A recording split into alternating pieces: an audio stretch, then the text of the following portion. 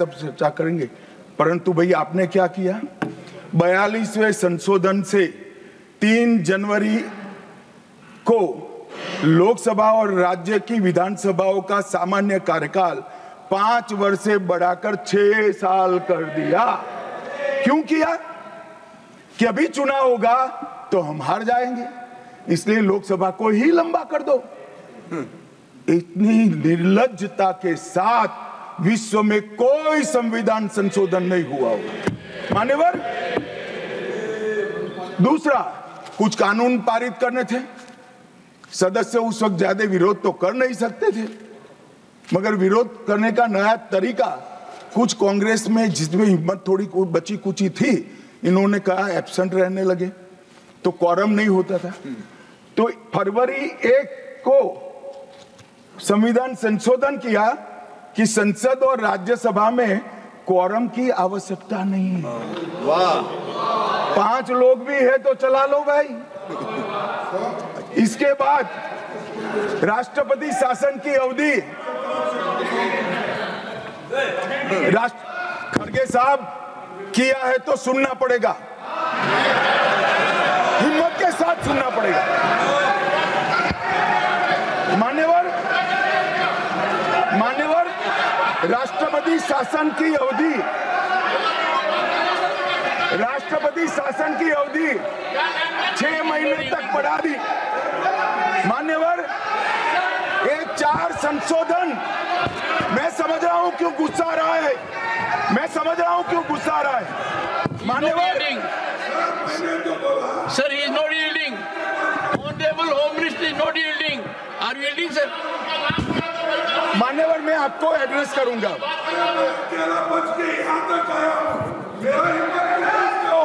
तुम तो कायर हो, मान्यवर, तुम लड़ाकू हो। Okay. मान्यवर, मैं आपको एड्रेस करूंगा। Go on record. What the Honorable Home Minister said.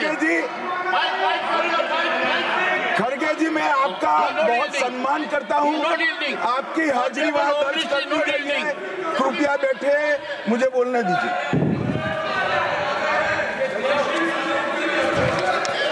मान्यवर, ये चारों संशोधन मैं मेरी पार्टी के दफ्तर से नहीं ला सकता। ये चारों संशोधन संविधान में हुए, किसी को अदालत ने निरस्त किया, किसी को जनता पार्टी की सरकार आई तब उसको निरस्त किया, कुछ लिंगरिंग टेस्ट में रह गए, पर ये चारों संशोधन वास्तविकता है। ये 4 संशोधन से कांग्रेस पार्टी की संविधान सुधार करने की मंशा क्या है? एक में हम पर केस न हो, दूसरे में हम चुनाव हारने वाले तो समय बढ़ा देना, तीसरे में मेरे पर जांच नहीं हो सकती, और चौथे में नागरिकों के संविधान प्रदत्त अधिकारों को समाप्त करना। ये उद्देश्य बताते हैं। अब मैं हमारा 4 संशोधन लेकर आता हूं। माननीय, सबसे पहला संशोधन नरेंद्र मोदी जी ने सरकार में किया, 101वां नंबर भी अच्छा आया है। 101वां संशोधन 1 जुलाई 17 को हम जीएसटी को लेकर आए मान्यवर, और इस देश के अर्थतंत्र को रिदम में लाने का, कश्मीर से कन्याकुमारी और कामाख्या से द्वारका तक विशाल फैले हुए देश को जीएसटी के तहत 100 अलग अलग बिक्री करके कानूनों को समाप्त कर कर, लोगों की हालाकी खत्म कर कर एक कानून लाने का काम नरेंद्र मोदी जी ने किया, और वो लोगों की भलाई की। कल की डिबेट मैंने पढ़ी है, कोई सदस्य बोले कि नरेंद्र मोदी जी ने विरोध किया था। मैं रिकॉर्ड पर कहता हूं, हाँ, नरेंद्र मोदी जी ने विरोध किया था। किस मुद्दे पर किया था? आप जीएसटी तो लाना चाहते थे, मगर राज्यों को कंपनसेशन की गारंटी देना नहीं चाहते थे। हम जीएसटी भी लाए और राज्य को विकास दर के हिसाब से कंपनसेशन की गारंटी भी दी। इतना ही नहीं, गारंटी का 10 साल तक पालन करने का काम भी भारतीय जनता पार्टी की नरेंद्र मोदी सरकार ने किया। हम संशोधन लाए देश के अर्थतंत्र को सुचारू बनाने के लिए। दूसरा संशोधन लाए, 102वां संशोधन, national commission of backward class को संवैधानिक दर्जा देने का काम। अब कुछ लोगों को पेट में दुख रहा है कि नरेंद्र मोदी जी ने ये क्यों किया। मैं साहब आगे बहुत सारी बातें बताऊंगा। नरेंद्र मोदी जी इसलिए कर पाए कि आपने नहीं किया था। अगर आप एक कर देते तो मोदी जी के तो भाग्य में ही नहीं आता। मगर साहब, पिछड़ी जातियों का कल्याण कभी भी कांग्रेस पार्टी का विश्वास नहीं रहा, मान्यता नहीं रही, नीति भी नहीं रही। भारतीय जनता पार्टी ने संविधान संशोधन पिछड़ी जातियों के कल्याण के लिए तीसरा संशोधन क्या लाए? 130वां संशोधन 12 जनवरी 19। किसी भी जिनको आरक्षण का फायदा नहीं मिलता है, ऐसी जाति के गरीब से गरीब बच्चों को 10% आरक्षण देने का फैसला।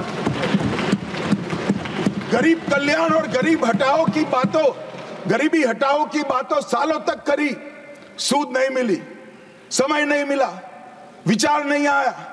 ये विचार नरेंद्र मोदी जी को आया और गरीबों को, बच्चों को 10% आरक्षण पूरे देश भर में मिला। मान्यवर 105वां संशोधन, ओबीसी की पहचान करने के लिए केंद्र के पास अधिकार थे। अब मैं बताना चाहता हूं, इतने बड़े विशाल देश में 140 करोड़ की जनसंख्या में पिछड़ी जातियों का पिछड़ापना क्या कोई एक केंद्र सरकार कर सकती है? फेडरल स्ट्रक्चर की बात करते हैं, मगर अब तक केंद्र सरकार के पास ही रहा था। नरेंद्र मोदी जी ने कहा इसके कारण पिछड़ा समाज को अन्याय होता है। आगे से ये संविधान संशोधन करने के बाद 10 अगस्त 2021 के बाद पिछड़ापन का निर्णय करने का अधिकार राज्य की सरकारों को देने का काम नरेंद्र मोदी। और मान्यवर, सबसे अंतिम संशोधन में पांचवा कहना चाहता हूं, 106वां संशोधन, और मैं तो क्रम में बोला हूं, एक भी काटा नहीं। 101, 102, 103, 104, 105, 106 सभी के सभी जन कल्याण के लिए। और छठा सम्मेलन संशोधन था 28 सितंबर 2023 को, मातृशक्ति को शक्ति प्रदान करने का, मातृशक्ति को 33% आरक्षण, नारी शक्ति वंदन अधिनियम। मान्यवर, मैं आज आपके माध्यम से पूरे सदन से और पूरे सदन के माध्यम से देश भर की 140 करोड़ की जनता को कहना चाहता हूं कि जब इस दोनों सदन में 33% नारी शक्ति बैठेगी, संविधान निर्माताओं की कल्पना पूरी हो जाएगी। मान्यवर, इनकी आत्मा को बहुत शांति मिलेगी। इसके अलावा भी हम कई कानून लेकर आए। हम कानून लाए ट्रिपल तलाक को निरस्त करने का। अब ये कहते हैं आपकी वोट बैंक की राजनीति है। मान्यवर, सुप्रीम कोर्ट का कोई वोट बैंक होता है क्या? सुप्रीम कोर्ट तो चुनाव नहीं लड़ती है, जजों को चुनाव नहीं लड़ना है। ट्रिपल तलाक समाप्त करना चाहिए और साहबानों को मुआवजा देना चाहिए। दोनों जजमेंट सुप्रीम कोर्ट ने अलग अलग समय पर दिए थे, परंतु वोट बैंक की राजनीति हम नहीं कर रहे हैं। वोट बैंक की राजनीति कर कर मुस्लिम बहनों के साथ इतने साल अन्याय करने का काम एक कांग्रेस पार्टी ने किया। हमने तो ट्रिपल तलाक समाप्त कर कर मुस्लिम माताओं को, बहनों को अधिकार दिया। आपका कि भी अधिकार आपके पति जैसे हैं। मगर देखिए साहब, ट्रिपल तलाक समाप्त हो गया, अभी कोई नहीं कहता अच्छा हुआ। कैसे कहेगा? एक उदाहरण पड़ा है, हमारे आरिफ मोहम्मद खान बेचारे मंत्री थे, अच्छे खासे मंत्री थे, फर्राटे की अंग्रेजी बोलते थे, बहुत पढ़े लिखे व्यक्ति थे, फारसी के विद्वान, उर्दू के विद्वान, हिंदी तो मातृभाषा। अब उन्होंने कहा कि साहबानों को मुआवजा देना चाहिए। मंत्री पद भी गया, सांसद पद भी गया और बेचारे कई सालों तक संघर्ष करते। कौन बोलेगा? मान्यवर, इनका जो पद्धति है वोट बैंक की पॉलिटिक्स करने की पद्धति है। मान्यवर, 2020 में हम नई शिक्षा नीति लाए। पहली शिक्षा नीति आजादी के बाद आई है जिसका विरोध कम्युनिस्ट भी नहीं कर पाए। बाकी तो शिक्षा नीति आए और कम्युनिस्ट पार्टी विरोध न करे, ऐसा कभी हो सकता है? मुझे भी बड़ा आश्चर्य होगा कि प्रकृति बदल गई है या उनका सोच बदल गया है। खैर, जो भी हुआ, फिर मुझे किसी ने बताया कि कि आपने इतनी अच्छी शिक्षा नीति लाए हैं कि इसका विरोध करोगे तो लोग उनका विरोध करेंगे, इसलिए विरोध नहीं किया है। मान्यवर, जम्मू कश्मीर में आरक्षण देने का संशोधन विधेयक लाए और 3 नए आपराधिक कानून भी हम लेकर आए। हमारी क्रिमिनल जस्टिस सिस्टम के ये 3 कानून 160 साल बाद पहले अंग्रेजों ने बनाए थे, अंग्रेजों की पार्लियामेंट में बने थे। नरेंद्र मोदी जी ने, माननीय नरेंद्र मोदी जी ने